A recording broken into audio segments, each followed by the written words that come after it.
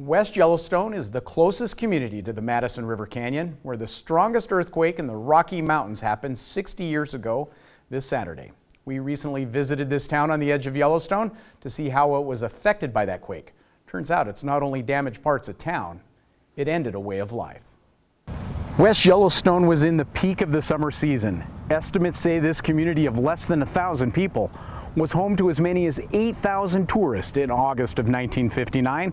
Some came by car, and until August 17, 1959, some were still coming by train. The Union Pacific began bringing tourists by train to West Yellowstone in 1908 and were doing so up through August 16th of 1959. The August 17th earthquake in the canyon north of here damaged these tracks. It also caused that chimney to collapse, causing $30,000 to $40,000 worth of damage to the dining hall. Union Pacific would repair the building, but by the time they did, they were no longer bringing tourists to West Yellowstone by train. And so combination of the earthquake stopping it and the reduction in usage, they decided not to bring passengers into West Yellowstone anymore. Seeley grew up in this area and was working at the Three Bears Lodge, which he now owns.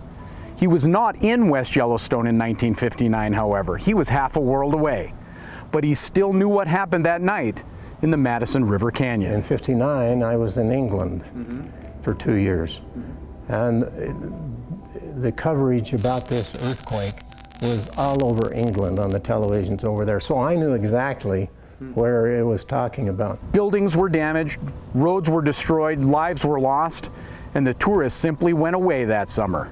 Many people from West Yellowstone went to work for the Army Corps of Engineers to help restore the Madison River. The roads would be repaired, the buildings fixed, and of course the tourists would return to what is now the most popular entrance to Yellowstone National Park. Those that followed the Hebgen Lake quake never got to eat breakfast here before entering the park, or experienced a grand dinner before catching the train west.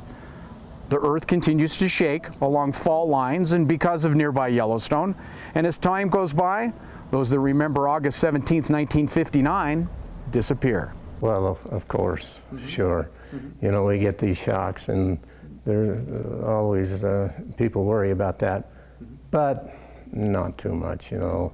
It's 60 years ago, and we tend to forget too. And while a 7.3 magnitude quake brought down a mountain, brought permanent change to travel into West Yellowstone, and brought an abrupt end to the summer season of 1959, that very event is now another draw for tourists coming to West Yellowstone. In West Yellowstone, Chet Lehman, MTN News. Now for this story, I also had a chance to sit down and talk with Bernardin Johnson, who was operating the Ho Hum Motel in West Yellowstone 60 years ago.